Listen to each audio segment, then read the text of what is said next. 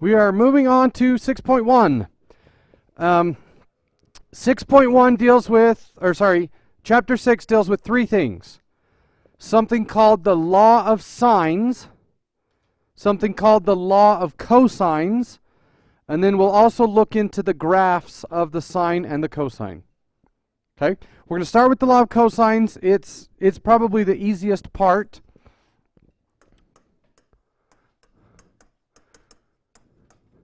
You have to memorize both the law of sines and the law of cosines. Okay? They're actually really easy to memorize, especially the law of sines. And before I show you what the formulas are, let's think back to our right triangle. So let's call this theta. And then if we had our 3, 4, 5 triangle, we said the sine of theta is, in this case it would be 3/5.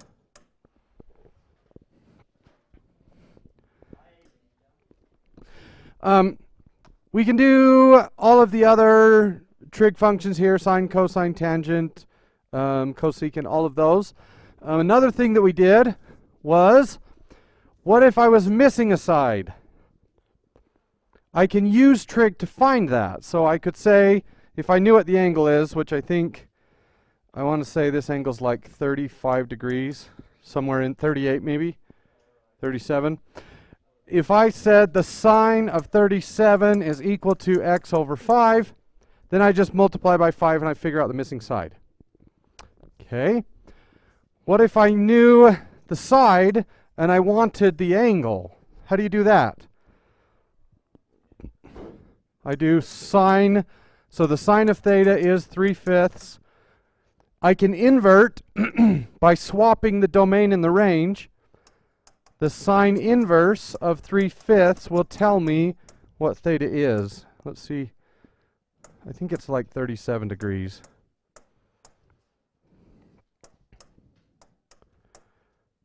Oh, so close.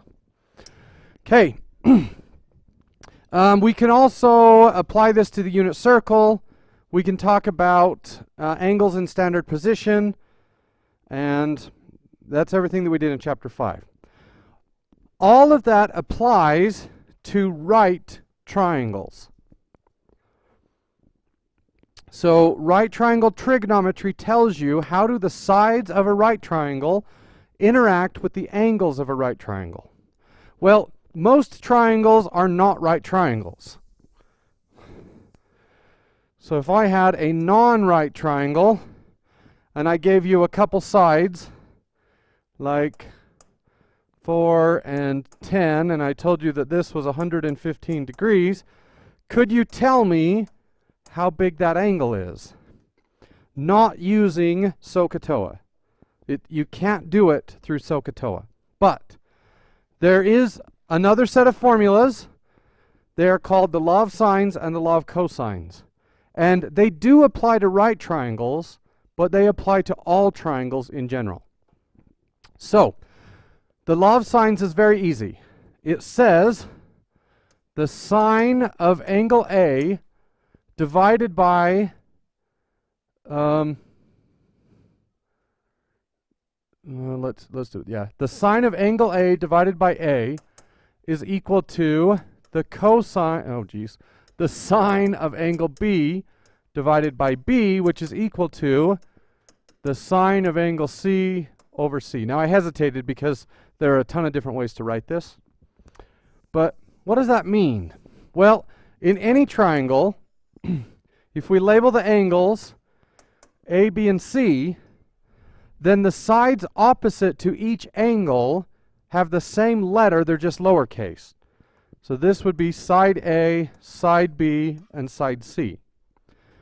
And the law of sines says if you take the sine of any angle divided by its opposite side, that value will be equal to the sine of any other angle divided by its opposite side. So if this is 20 degrees and this is 40 degrees and C is equal to 12, then angle A we can find using the law of sines. Now, obviously, you're not going to use the entire formula at the same time. You just pick two. So in this case, I'm going to choose the A equation and the C equation. So the sine of 40 over 12 is equal to the sine of 20 over little a. How do you solve that? When you have two fractions that equal each other, we cross multiply. So cross multiply. 12 sine 20 equals a sine 40. Now what?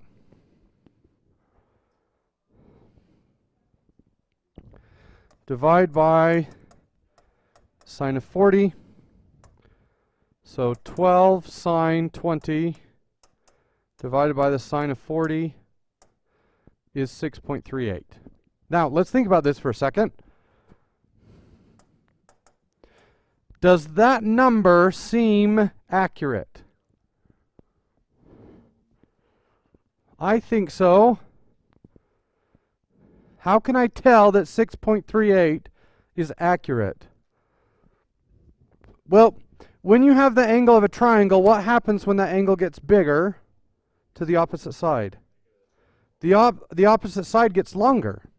So a 20-degree angle should create a side length that is shorter than a 40-degree angle side length. Right? And B, being the largest angle, will have the largest side. Now, this angle is twice as big as 20. 40 is twice as big as 20. Does that mean that C is going to be twice as big as A? No, it doesn't work that way. Okay, and the ratios are actually hidden in the sine function.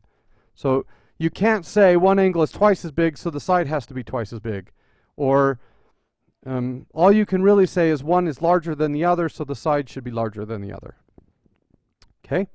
Now, how would I find angle, or sorry, how would I figure out side B? Can I use the Pythagorean theorem? No, it's not a right triangle. Okay, so that won't work.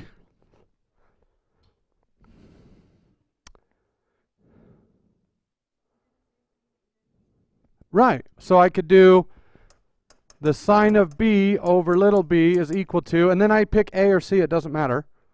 I'm going to pick C. Why would I pick C? This is a decimal that I rounded, and I don't want to type that in my calculator. So the sine of 40 over 12, but I have two variables. That's not going to work. I can find B. What is angle B? 180 minus 60 is 120. So I can put a 120 there. Cross multiply. B sine 40 equals 12 sine 120. Divide by the sine of 40. So it's actually the exact same thing with the 120 here. I did something wrong.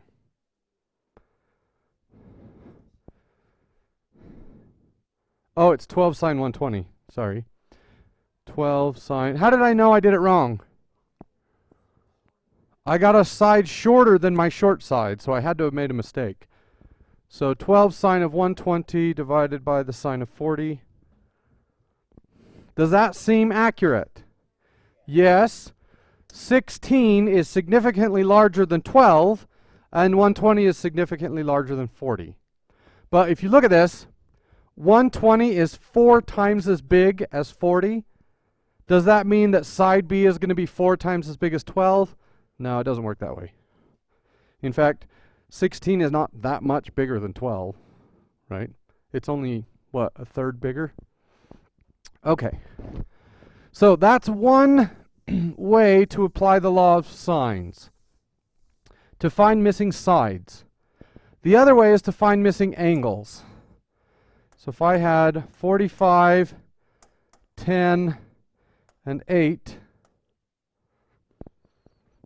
how could I figure out everything else? So let's call this A, B, and little b. If I wanted to find everything that's missing in this triangle, I have to use these. So the sine of 45 over 10 is equal to what? I really only have one choice here. What do I have to choose? I have to choose angle A. Why? The only side I know that I haven't used already is 8, which is the opposite of angle A. So the sine of A over 8, cross multiply, 8 sine of 45 is equal to 10 sine of A. What do I do? Divide by 10. So 8 sine of 45 divided by 10. Oh, wrong parenthesis, sorry.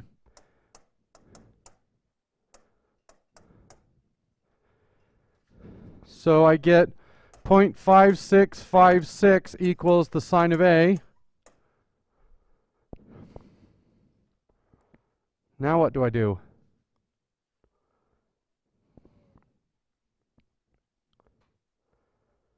So I know the sine of angle A is equal to 0.5656. I have to use the inverse. I know the ratio, the O over H ratio is about 56%. So I invert the sine. The sine inverse of the answer, don't know what I did. Sine inverse of the answer gives me 34.4 degrees. So this is 34.4 degrees. Then what? Well, I can use the 180 degree rule to figure this out, and then I can use the law of sines to figure that out. Okay, let's take a look at your Alex. 6.1.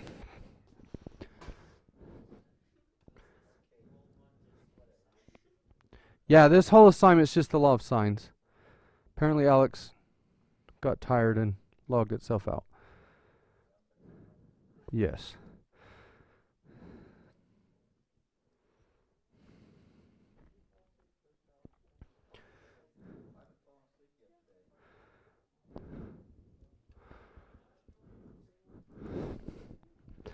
Okay. So number 1. We have been given 3 pieces of information. We know the angle C is 116. We know the angle B is 25. And that little a is 17. We need to solve the triangle, figure out everything that's left. Well, this angle's easy. I just need to take 180 minus 116 minus 25.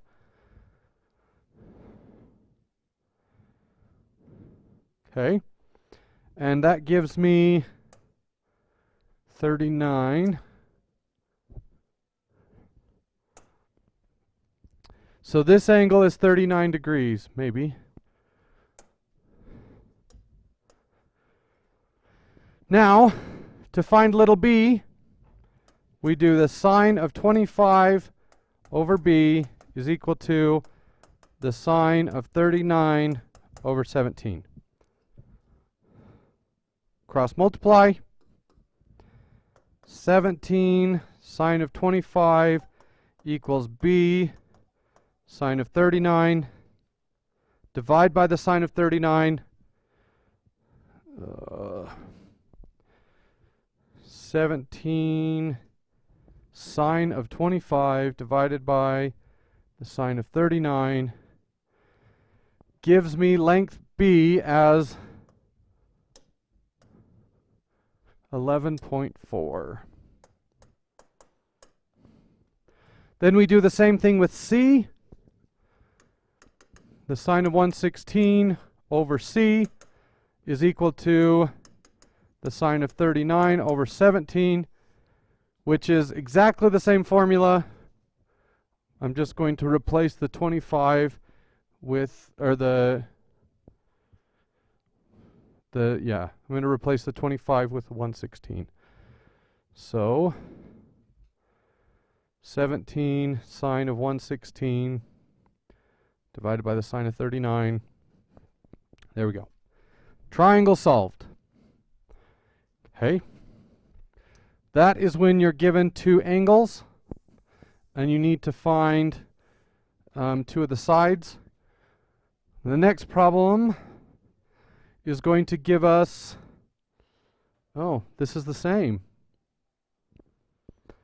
So as shown below in the figure, Raphael is standing 82 feet from the base of a leaning tree.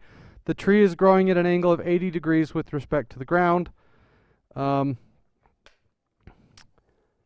So here we have, I don't want to do that kind of problem. I want to do an angle problem. So what if, let's see, what if it said that the tree was 150 feet tall and it wanted to know how big is that angle there? You're going to see a mix of problems, so I need to make sure that you know how to do both. And instead of, sorry, this isn't working very well, but let's say that this is 70 degrees. And we want to find angle X. So we would match these two up. The sine of 70 over 82 is equal to the sine of X over 150. Cross multiply. 150 sine 70 equals 82 sine X. Divide both sides by 82.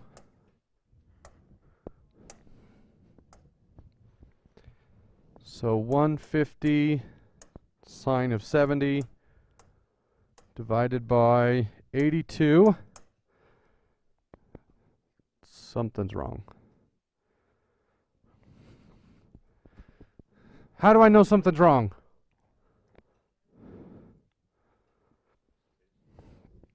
Sine is O over H, right? Man, I cannot win today. Sine is O divided by H. What is the size of O compared to H every single time? It's smaller, or in some cases equal to. Right? Is there any way for O divided by H to be 1.7? No. So what I've done is built an impossible triangle. So anyway, in order for that to work, we got to change our 70. I've totally fouled this problem up. I apologize, guys. But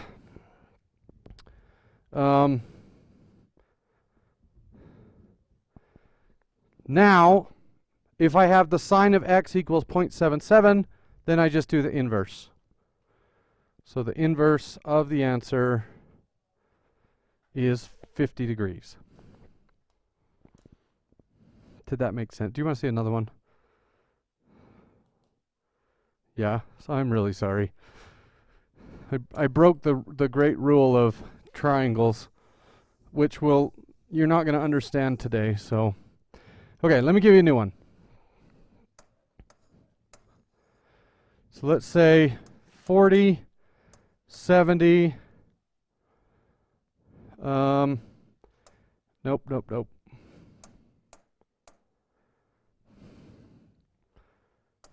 12,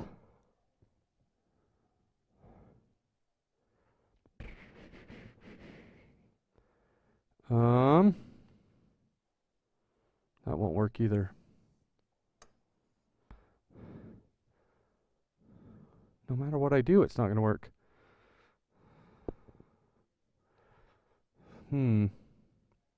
Let's do 4 and 5. Can I figure out how big that angle is?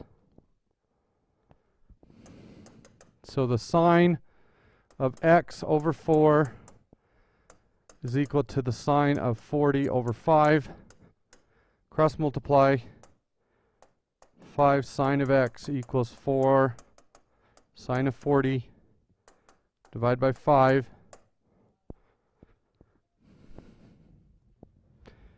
So 4 sine of 40 divided by 5.